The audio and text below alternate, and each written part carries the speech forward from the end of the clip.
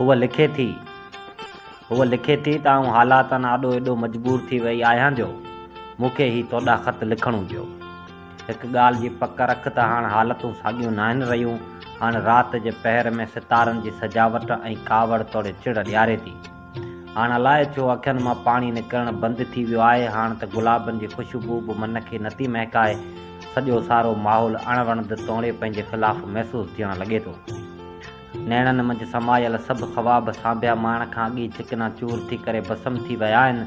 ऐं हालातनि जे अॻियां एॾो त कमज़ोर थी वई आहियां जो हाणे पंहिंजे पाण खे संभाले बि नथी सघां। सो सघारो ई कोई कल्याण करे पंहिंजे प्रीत जे रीत खे बरक़रार रख, न त प्यार करण वारनि जी नज़रनि में पाण क़यामत ताईं गंगार लिखिया वेंदासीं। राणा हाणे वधीक लिखण जी हिमत पाण में सम्झी न सघियसि ऐं ख़त खे बंदि करे अखियुनि मंझि जारी थींदड़ लुड़कनि सां अलविदा थी कयां। ऐं उहा ई तुंहिंजी पंहिंजी सांवरी।